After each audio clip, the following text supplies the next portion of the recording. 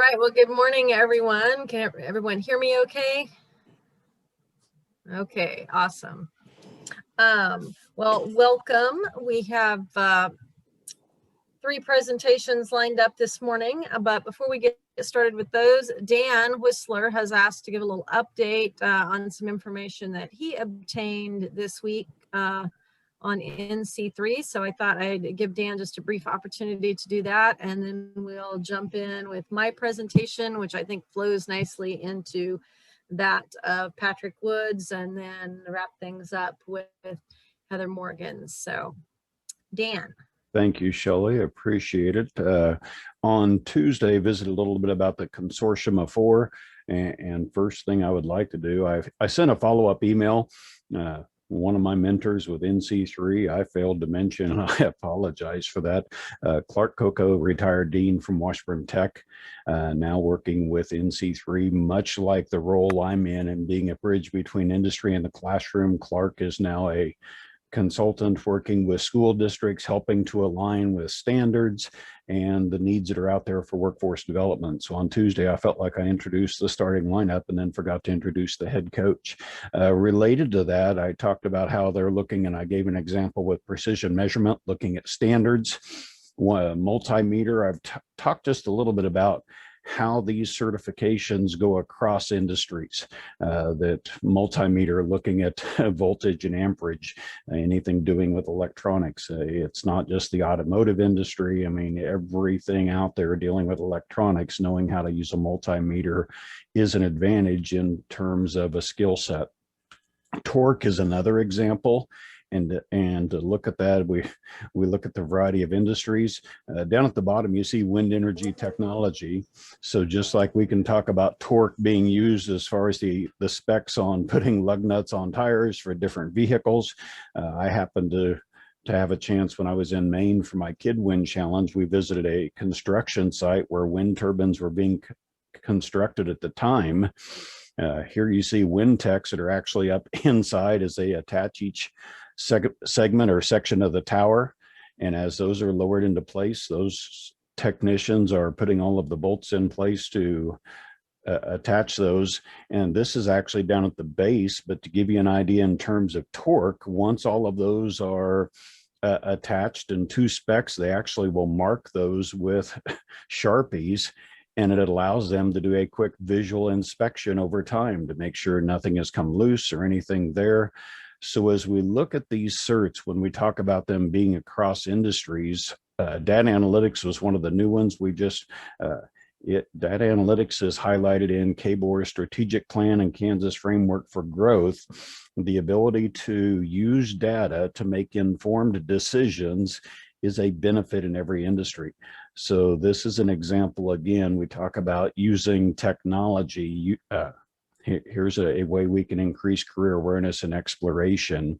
So I just wanted to give that quick update. We are doing more work with the with this topic through the Future Ready Committee on the full Governor's Council.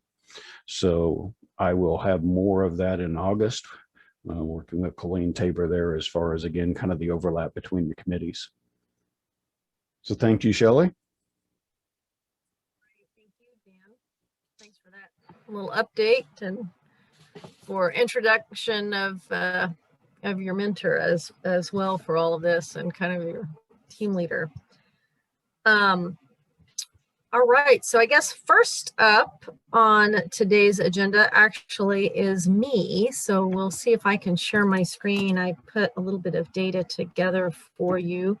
My topic that I assigned myself was just taking a look at the data that was provided by the State Department of Education on CTE completers. And I know we have Natalie Clark on here, who's definitely much more of an expert, and Stacy Smith as well, much more of an expert on this data than I am. So you two feel free to jump in and add anything that you would see that's important in what I have put together, because basically they supplied an Excel spreadsheet that was kind of interesting to look at, and I'm just kind of putting some summary of that together for everyone. So let me see if I can share my screen here. Get this going.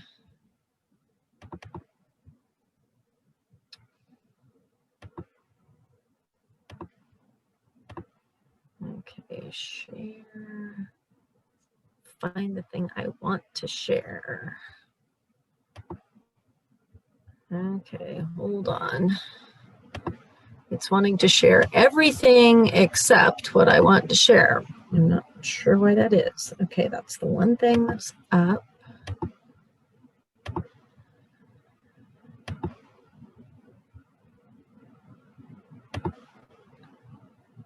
Okay, share screen. There we go. I think I just had too many things open at the same time.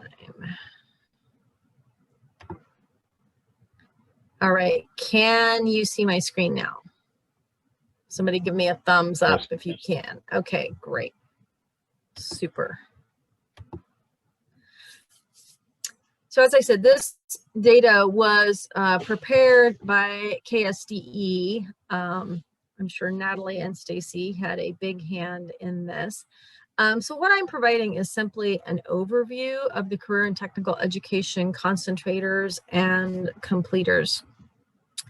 And I know this may be a little bit small to see, but just because some of the folks on here may not be as familiar with our Kansas career clusters and pathways as others, I did pull this graphic off of the state website.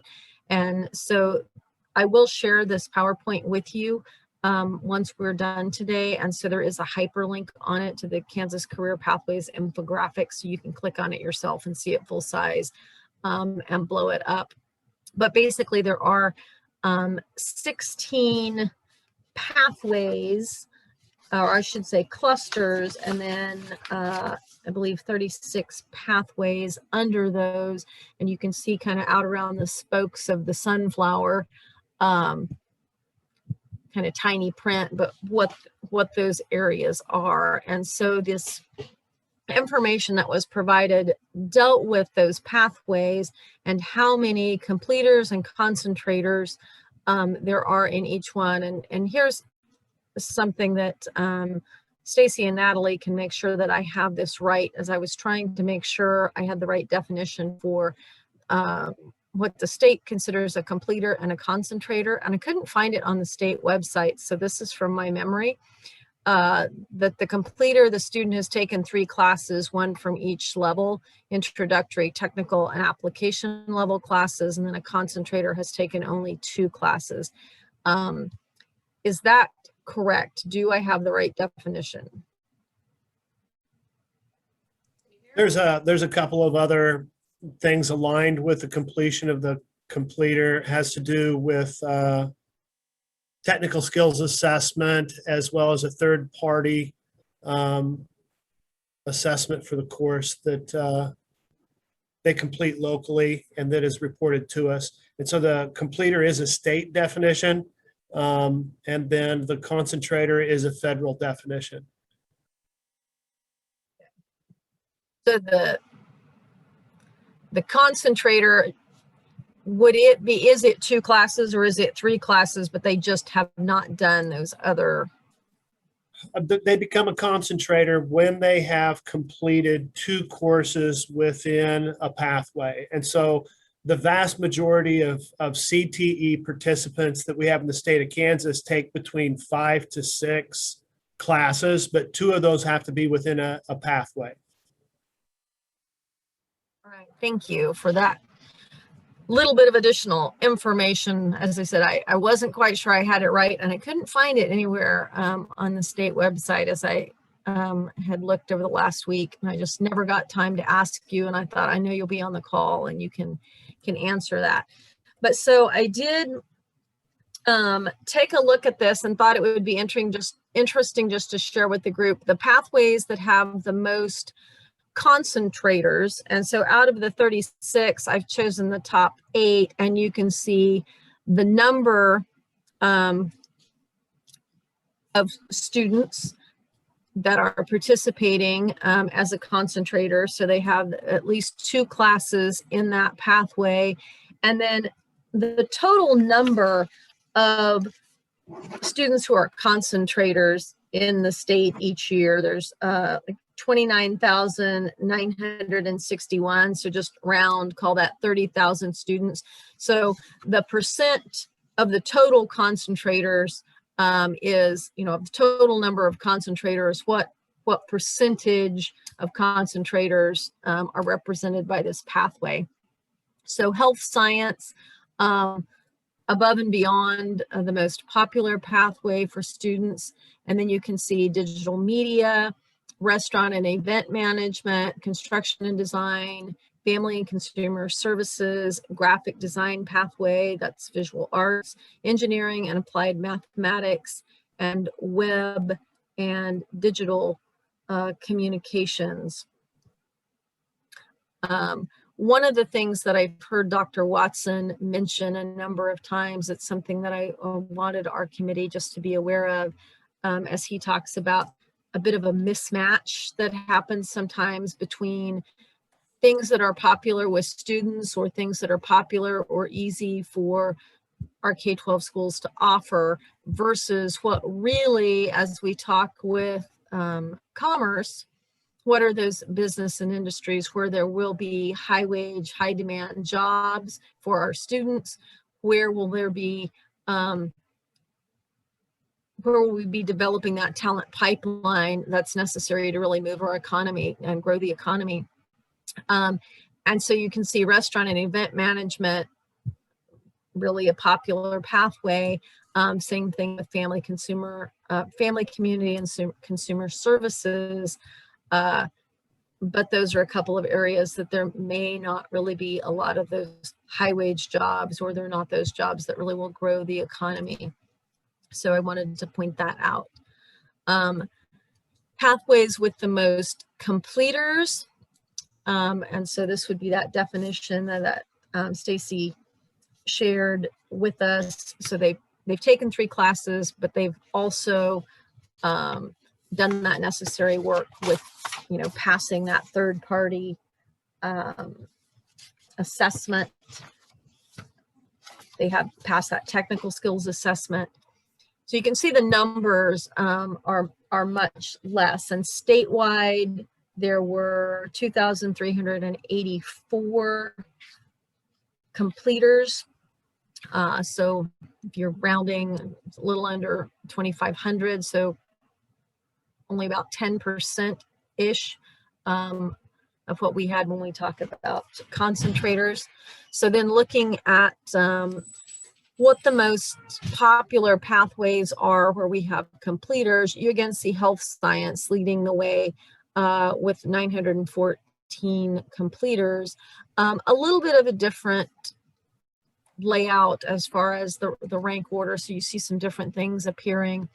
Construction and design coming in at number 2, restaurant and event management, comprehensive agricultural science making the list, all of those having 6% of the total number of completers.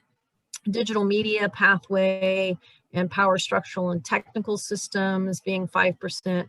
Family consumer sciences or services still making that list at 4%, and engineering and applied math making that list and making up 4% of the total number of completers that we have in the state. And again, you see that some of that mismatch that Dr. Watson and others have spoken of, where you see some really popular pathways with our students that may not have high demand, high wage, and that's something I think we need to be aware of. With the Advantage Kansas group beginning to make the decision, let's get started focusing on information technology, as commerce really needs to be the one driving this reform. And they have said information technology, there's a severe shortage. It crosses all industries and is a sector that really can grow the Kansas economy. I took a look at that through that lens, looking at this data, and according to the way the clusters are laid out, there seem to be 4 pathways that fall under information technology. Now, something that I think we need to dive into a bit deeper with the help of commerce and just looking at those job codes that are associated with this. You know, do all of these pathways truly line up with what commerce would say they mean when they say information technology and those jobs that are high wage, high demand, that will grow the economy? This may not be 100% dead on, but web and digital communications pathway, the programming and software development pathway, the network systems pathway, and information support and services pathway. And so you can see there the number of concentrators that we have in each pathway. And particularly, you know, network systems and information support and services, you know, we're talking about a really small number of students. And I'm sorry, I've got my label wrong. I thought whoa, what just happened there? I thought I got that changed. That should say number of completers, not percentage.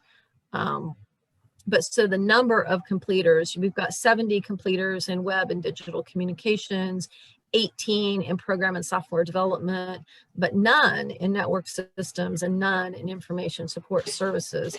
And of course, it seems those are pretty critical areas for our economy, and definitely an area where there's a lot of opportunity for our students. You know, we also pay the most money for those in the professional world, far more than for software app developers. Absolutely. Shelley, can I ask a question about this? Yes, absolutely. Do we have any, like this web and digital communications, and knowing that we don't have too many completers, do we have like a course list of the courses that would roll up into that? Because my hypothesis might be that there's a pretty low level IT class that's counted in this, and that most students might take something pretty basic. But to Patrick's point, these other 3 areas are where industry really needs advanced skills and high pay. So how do we move people from maybe the top line to the bottom lines? Well, yes. The other thing on those bottom 3, if my memory's right, we don't have really anything aligned with KBOR as far as a program in those areas. You're getting into some pretty sophisticated things. I think many of the 2-year colleges are trying to work with the schools to do some introductory stuff to find out which students may have that initial aptitude. But you're getting into some program areas that, at least for right now, don't lend themselves to, it's not that the high school kids can't learn it. There aren't as many credentials in a short-term way. Does that make sense? So I think this is an area we've got to work on related to what can we bite off in modules and pieces that advance the students. I think enrollment numbers might be as good to look at for specific courses. If we were to drill into, say, Excel and CTE courses that are dual credit in Wichita between Wichita State Tech and Wichita School District, I know they have network classes. I've visited them. David Dennis is one of the instructors there, and he's got a classroom full of kids with IT stuff all over the place. So, I mean, if we want to get granular, I think we would want to pull up the pathway map for the 42 schools that have a network systems pathway, and then look at their articulation partners and see what the enrollment, because you're right, the Cisco networking systems is not going to be a certification that most seniors are going to earn, but they probably accumulated 18 credit hours and they're in the pipeline, and a pipeline number might be as good as a completer number for that pathway. I agree. And yes, to answer the question, there is, I didn't print it off for everyone, but you can go on and look around and find it, or it's something that I could send out. But they do have the course codes that build out each of these career pathways. So it is possible to find that online. And so you can take a look at what is suggested. Like if I'm looking at network systems, it says telecommunications as a course, network technology, network systems, router basics, netware routing, wide area communications and networking, wireless networking, network security, IT essentials, PC and hardware, and then Cisco courses. And then the upper level classes are like essential of network operating systems, Microsoft certified professional, particular topics in networking systems, workplace experience. So those are the kinds of courses that I saw like listed under network systems that are on the state website that schools would be doing. So I wondered several things, because when I looked at numbers of schools that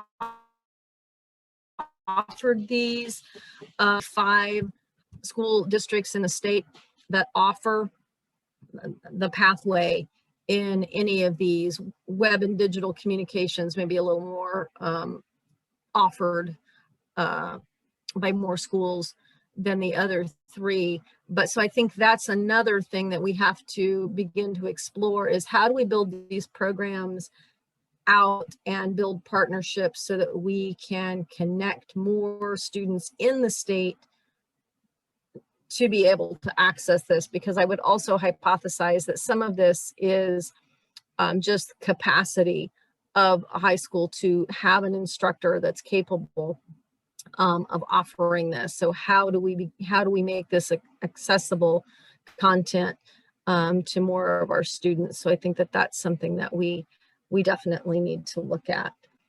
But so those are the things that I saw in the data that I wanted to highlight for the group, that I thought would be thought-provoking for our work ahead. What other comments or questions does anyone have? And especially Natalie and Stacy, anything that you might want to share?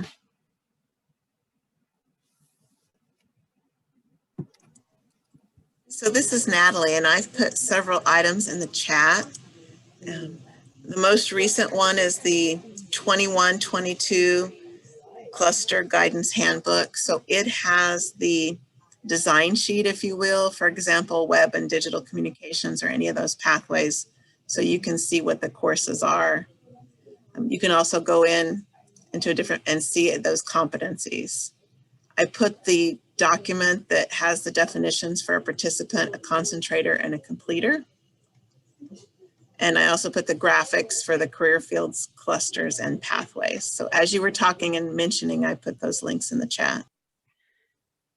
Appreciate that. And I will grab those and before we close our meeting out, and get those put into my PowerPoint so that when I share that, they will be permanently captured for everyone, because I never can remember what shows up in the recording, that if people can actually see what's in the chat or not. And one thing I might mention too is when the definition of a completer, which as Stacy indicated is a Kansas definition, they have those 3 courses, but then also that end of pathway comprehensive exam. Finding an exam, kind of like what Jim alluded to, that's comprehensive of the courses in that pathway that students can take. So being able to have that IRC or that comprehensive end of pathway assessment in each pathway so that they could meet that current definition of a completer. One thing I might like to explore a little more as well is on the K-12 side. I think Jim hit it on there with, we only have the computer support specialist as an aligned program. It's a 2-year sector, but is the barrier perceived a teacher that they don't have someone who's able to teach these advanced classes, in which case I think the community and technical college system would look at how can we share, how can we do better there. But the other thing is there student interest, and how do we attack the student interest? Because even if you have a teacher who is qualified, if you don't have anybody in the class, administrators are going to make difficult decisions. Yeah, and you know, the students are interested in gaming and programming, coding. I know some of the stuff we're trying to work on with some of our schools is some kind of an introductory course. And again, you're trying to find the students that have some basic aptitudes in some of those areas. So I think part of the design with this to help with IT is how do we approach that we can go into as low as grades 8 or 9, looking for those aptitudes and then helping direct it. The other cool thing with the IT side, and we've talked about this before, is this cuts across every industry sector. Every industry needs it. So you're not just feeding just IT, but we've got to put some careful design on how we capture that aptitude. And I would agree that it's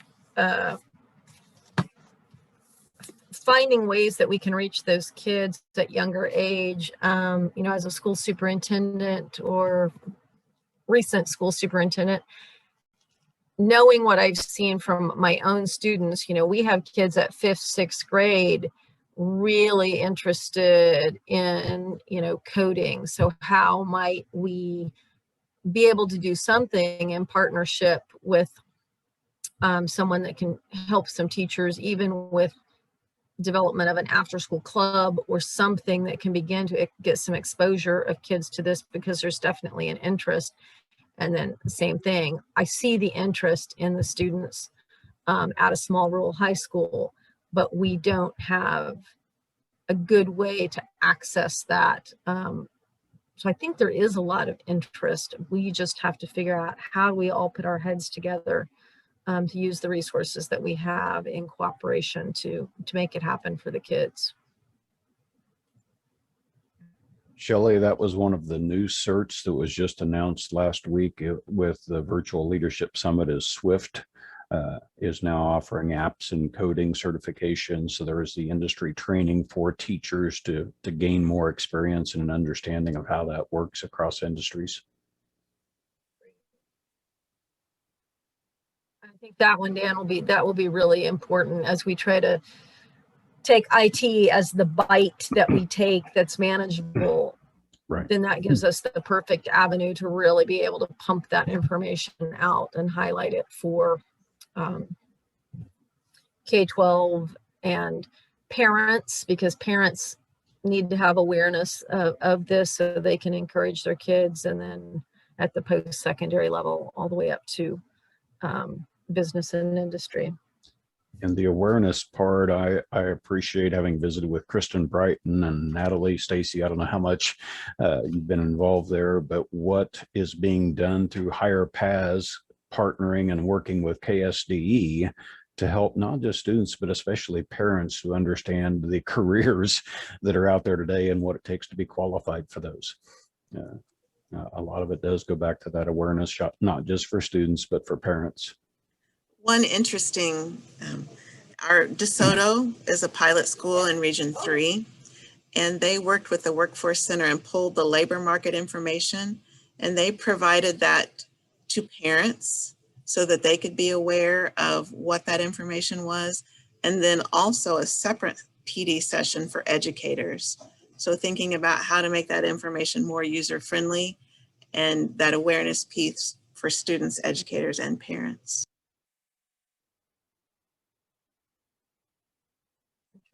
Thank you. And as I said before, as we focus on IT, we don't want to lose track of, we want to do that so that then that's the springboard for expanding what we're doing to all of those pathways that are of value for high wage, high demand jobs that are going to help grow our workforce as we build that talent pipeline. And I think that is a good segue into the information that Patrick Woods is going to present as he took a look at the long-term outcomes of CTE students in Virginia. So Patrick, thank you for volunteering to do that for us. We'll turn it over to you. Thank you, Dr. Kiblinger. Yeah, you are correct. Very good segue and very interesting information that you just presented. I think leads us very well into into this discussion. So I took a look at a report by a couple of researchers on the long-term outcomes of high school CTE completers in Virginia. And they looked specifically at employment wages and status. I'll apologize for the fact that I don't have any prepared slides like Dr. Kiplinger, but so you'll have to listen to me talk at you, but I'll try to keep it brief. Virginia has really robust participation in CTE programs. That's one thing that emerges in the beginning, and that's part of why their State Department of Education ordered this study using their Virginia, remember what the acronym's for, Virginia Longitudinal Data System, that actually tries to track students pre-graduation, pre-enrollment actually in CTE programs, and then post-graduation.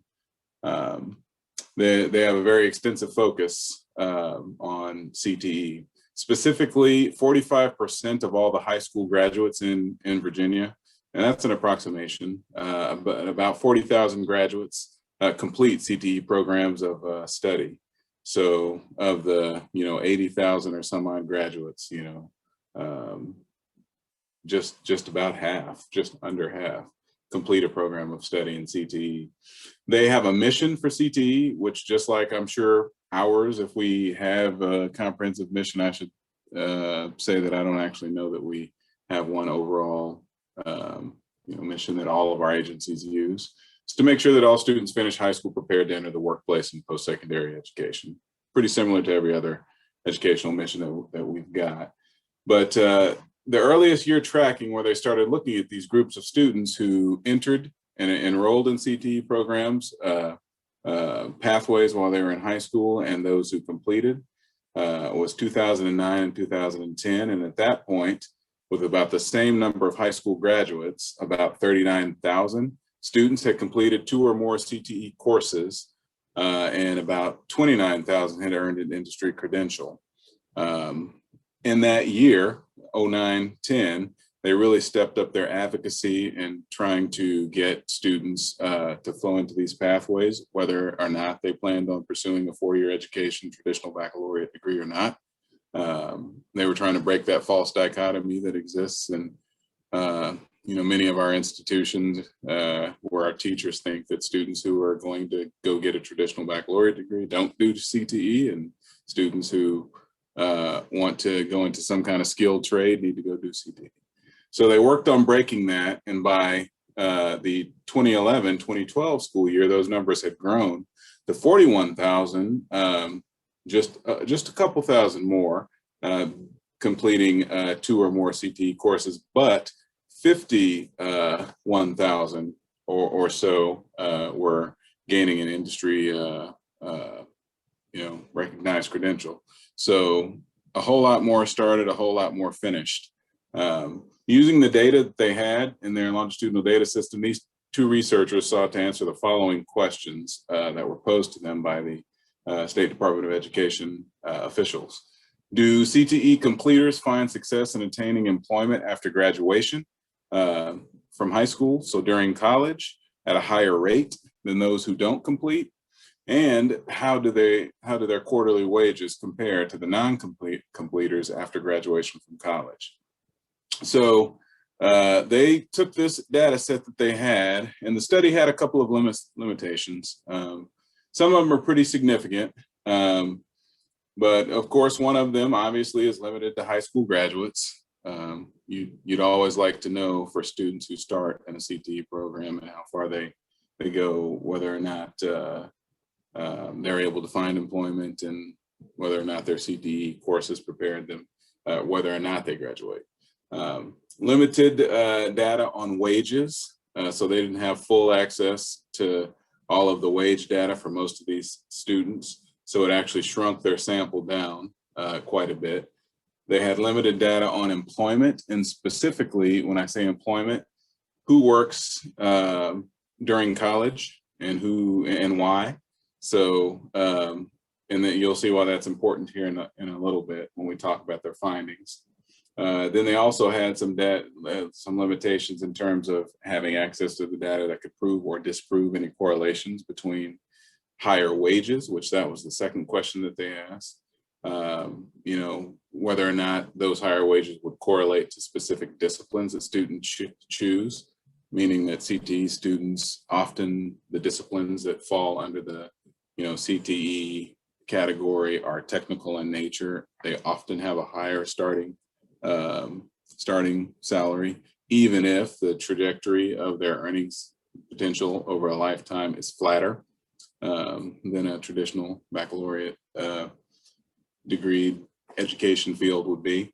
So basically they found that CTE completers were more likely to be employed while in college, which I thought was really interesting.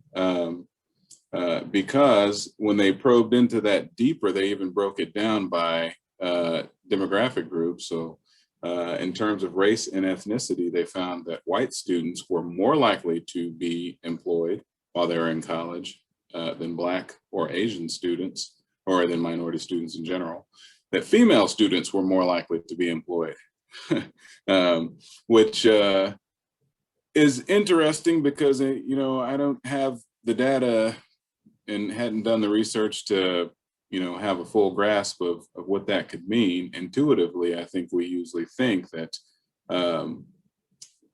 all the data that we've seen nationwide and data that we've seen from Kansas shows that economics and price typically are a barrier for more of our minority students than they are for their white counterparts. So that's interesting that there would be success in working more. I mean, it could be a symptom of some other inequity that, you know, would be occurring further upstream in terms of who's flowing into CTE programs, which disciplines they're choosing. That really just deserves additional probing. These findings were consistent in terms of success finding a job while in college. They were consistent for students in 2-year and 4-year institutions. So also, CTE completers earned higher wages on average in the first quarter after graduation. Now, again, this could be the product of the disciplines that predominate in CTE, you know, highly technical in nature and commanding a higher starting salary, even if the long-term earnings trajectory is flatter than a traditional BA. We don't actually know that because they didn't have enough data. They probably need to wait a few more years to watch these students over the, you know, trajectory of their careers to find that out. When they say longitudinal data, they're really only talking about, you know, a slice of, you know, these students from high school to the first quarter out of graduation in college. So longitudinal is relative. So, you know, as I look at this and I start thinking about the data that could prove or disprove any correlations between the higher wages, and I look at the, you know, data on, you know, who works and who doesn't, we would certainly need additional information for me to feel, you know, comfortable that I knew exactly what was going on, to ensure that there wasn't some kind of inequity baked in that resulted in minorities working less in college, or that, you know, it wasn't a product of the disciplines that, you know, correlate with CTE for the salary question. My conclusion, when I read this, I'm left to conclude that CTE is overall an incredibly valuable line of study for students. Basically, you know, to be Captain Obvious here, but it equips students with knowledge about the real world and prepares them for work. But it also correlates strongly with a valuable source of income for students in college to help them pay for that, you know, more expensive post-secondary education, be it 2-year or 4-year. And it also correlates strongly with higher salaries for those fresh out of college. Unfortunately, the data is not sufficient to establish, in my opinion, a causational relationship between these two facts. However, the correlation itself, to me, is sufficient to warrant additional investment in CTE opportunities for students. My big question, and probably my big head scratcher when I look at this. I believe that, or I assume that the most pressing question for this research was one that was not specifically asked. And that would be, you know, do the racial and gender disparities that we see that are brought forward in these findings reveal other inequities that begin further upstream? I would like to know specifically who is participating in Virginia CTE programs. They didn't actually provide that because they didn't provide you the entire data set. Which specific disciplines they're choosing, which ones present the most robust correlations between the positive outcomes that I stated before, and which ones don't. Those are the questions I think that should be examined if they were to, you know, in terms of implications for further research, if they were to continue this. And probably, so inequities could be addressed prior to solidifying a system. Probably, in my mind, before we were to launch forward with any specific recommendations, those are things that we would want to consider just before you go too far into establishing systems and making recommendations, just because as you all know, once we build institutions, they're difficult to change due to centrifugal force and inertia and those kinds of things. So if we can get ahead and foresee any upstream problems about who is taking CTE programs, where opportunities or gaps in opportunities exist, if we could take steps to try to remedy those beforehand, it'd be a lot easier. We wouldn't be in the same position that they found themselves in, where they actually had limited data, and that was something they mentioned. So that's my conclusion when I read this. It's pretty basic study. If you heard nothing else I said, CTE is good. It deserves investment. It will help students have a valuable stream of income while they're in college. They'll make more money afterward. There's probably a whole lot more to that story that deserves additional probing. But you know, that's my thought on its face.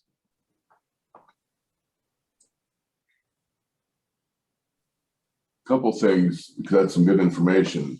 There's a model started in New York called PTEC. Mm-hmm.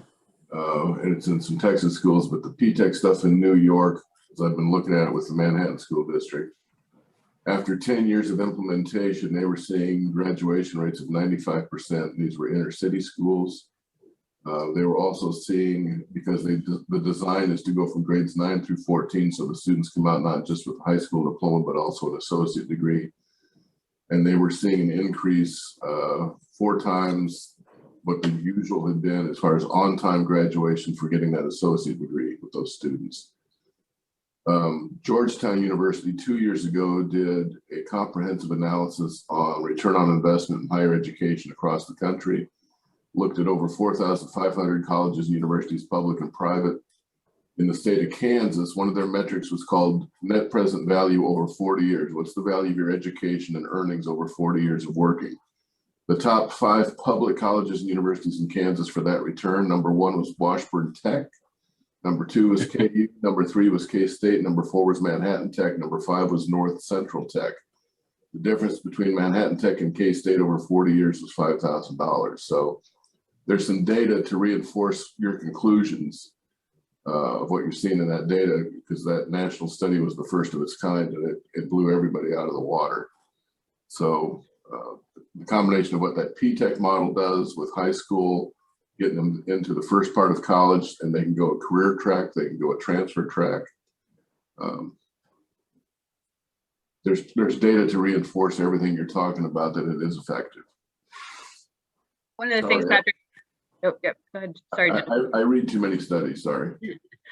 Patrick, one of the things I think that was telling is the equity piece that you're talking about, and thinking about what barriers might exist in our current system. I'm big about what can we change now as we try to transition to something bigger. And I think one of the things that is a barrier has been funding for CTE transportation. I know the state board talked about that at their meeting last week or something about their legislative priorities, but that's not just an urban or rural issue. We hear it from rural schools who aren't busing or aren't, able to provide the transportation for students, but it's just as much of a problem in some of our urban areas where if a student has a car and can easily get to the Senate Bill 155 class off of their campus and maybe the technical or community college, that they do that. But if they don't have that if that transportation is a barrier, that's an equity issue, and something that we might be able to help encourage full funding and provision of that transportation, because it really just harms our low-income students.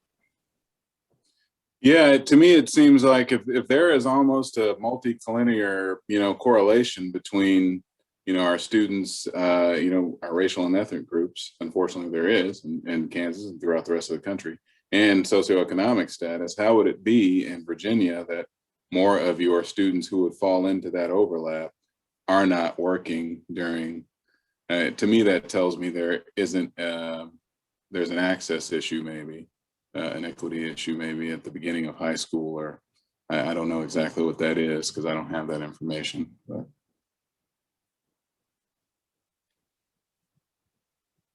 Patrick, one of the things that I think it reminds us with so much of the data that I'm seeing with our own CTE students, and we've mentioned this before, at least with Advantage Kansas. I can't remember how much we've talked about it in Jumpstart, but the need to really drill down into that so that we have that information about our special populations that may be disenfranchised in one way or another to access them. So be that students of color, students of low socioeconomic status, gender inequities of that nature.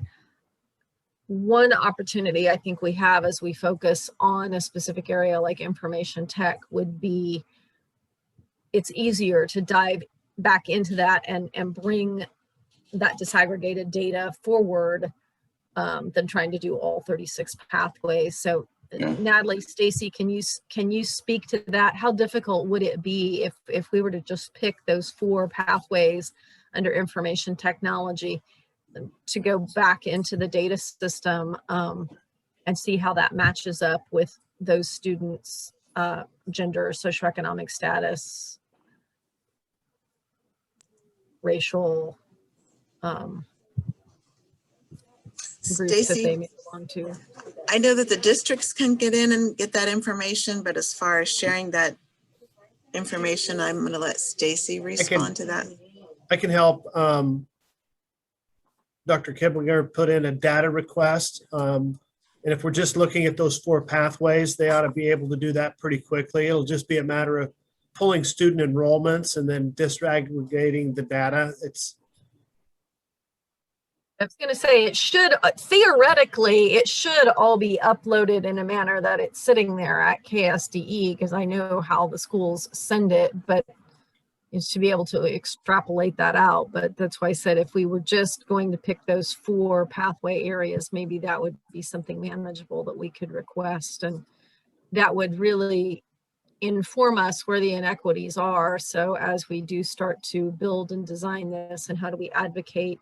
I think another real takeaway from this study that Patrick shared with us is when they stepped up their advocacy, enrollment numbers went up. So we would want to be sure that we do that in a way that is providing equitable access to students. Here, I can share my screen just really quickly. I mean, while Patrick was talking about Virginia, I went over to the Perkins Collaborative resource page. And so you can take a look at secondary CTE concentrators by race and ethnicity up here.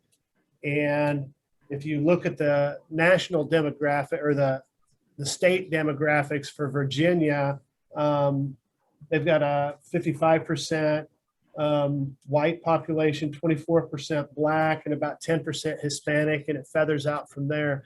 And their participation in information technology and marketing sales services at the secondary level is fairly consistent. And then they have a slightly higher number of Black students in proportion to the normal state demographics in human services and hospitality and tourism. And then you see the other information. I pulled up Kansas, and I haven't pulled up our statewide demographics, but it looks like health science and AV communication are certainly more balanced than ag and food resources.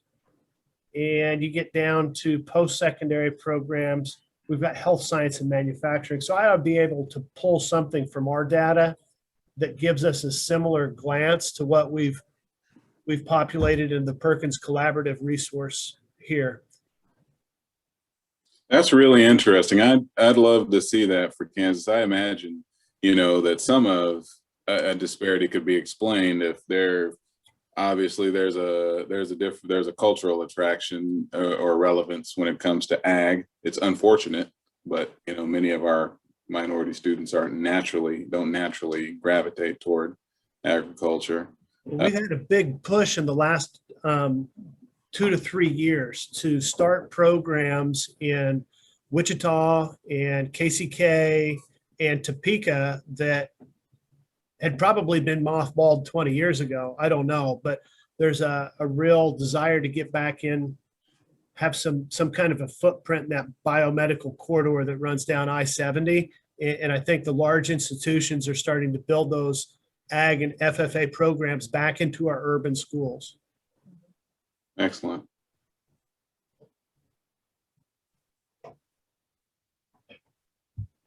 Thank you.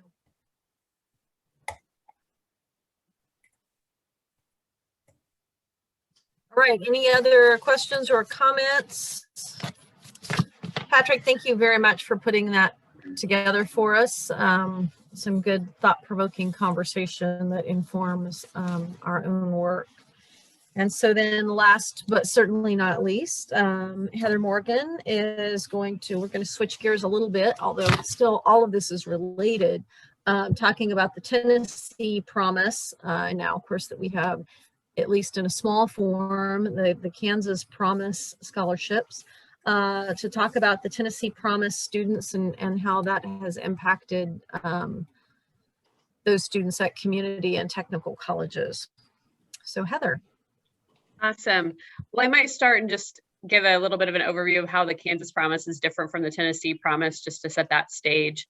The Tennessee Promise is much more open than the Kansas Promise. Our Kansas Promise scholarship focuses on primarily the four fields of study, and then each college got to choose one more. And so our Kansas Promise focuses on IT and security, physical and mental health care, advanced manufacturing and building trades, and early childhood education, and just elementary education in general. The Tennessee program was for any course of study at the community or technical college. They also, I don't believe they had the residency requirement. So for the Kansas Promise Scholarship, you are guaranteeing that you're going to work and live in Kansas for 2 consecutive years post certificate or degree completion. Tennessee didn't have that. So I just wanted to caveat sort of how our program is slightly different than theirs, but I think that there's no reason to believe we won't have similar outcomes. So the Tennessee Promise first was implemented in 2015. And over the course of, the last 8 years, what they found just generally was that the requirement that students complete the FAFSA in order to be eligible for the Tennessee Promise program significantly increased their FAFSA completion rate. In fact, until earlier this week, when they announced the new FAFSA completion rates for this year, they had led the nation in FAFSA completion rates. The state of Louisiana earlier this week overtook them, but not by much in terms of FAFSA completion rates. And I think that Louisiana may have legislated that. And so one of the things that they found was not only did the FAFSA rate increase, but that a significant number of students who were applying for their Promise scholarship did not need to be awarded the scholarship because they qualified for the federal funding. Actually, I think it was 43.6% of the Tennessee Promise students received $0. So 43% of the people who applied received $0 because they received full federal funding. So one of the things that I know we're excited about here is that maybe that would happen here, that we wouldn't have to use state resources, but that people who previously perhaps did not fill out the FAFSA would fill it out. Last year, we were at 34%. We're in the bottom. I think we're the 25th from the bottom, maybe. 34% of our students are completing the FAFSA. So definitely an opportunity there. In addition to they increased their first-time full-time enrollments at community and technical colleges by 25% in 2015 when this went into effect. The success rate for the students who were who participated in the Promise Scholarship was significantly higher than non-Promise eligible students.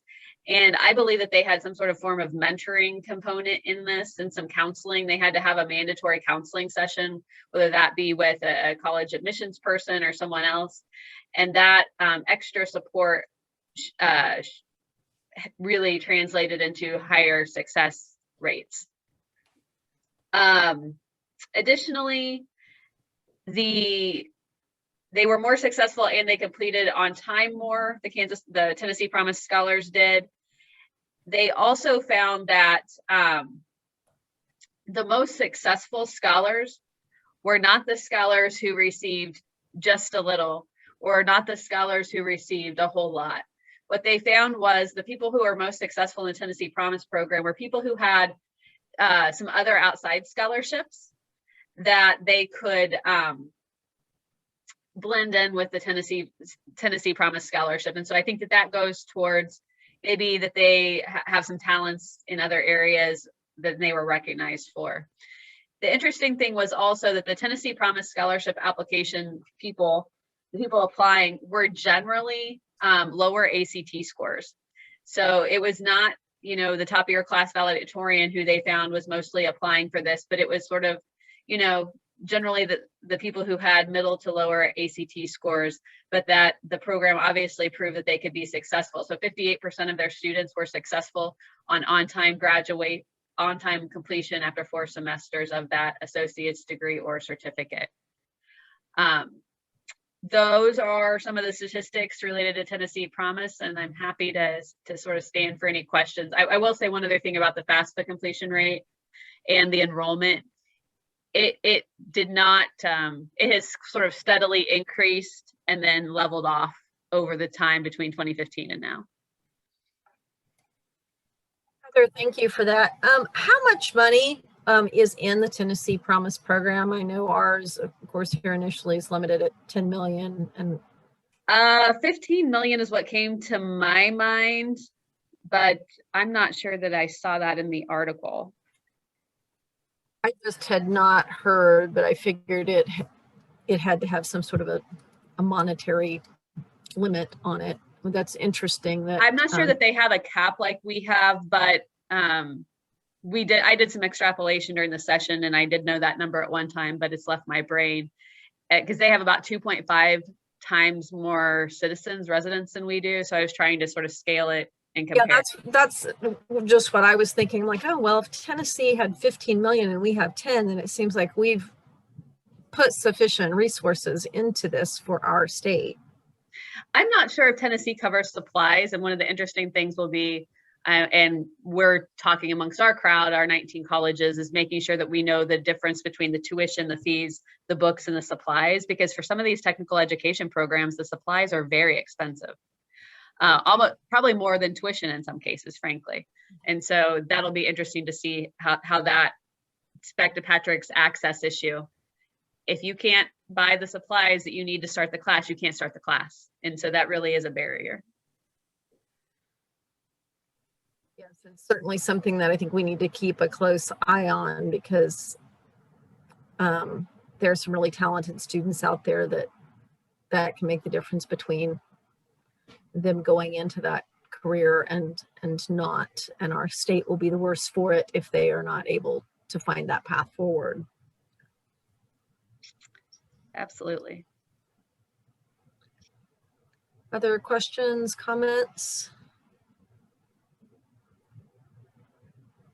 All right, well, I thank everyone, and look, it is 9:59. We could have not have gotten any better on the money for getting through all of our material today and wrapping up at 10 o'clock. So I do want to thank everyone for participating.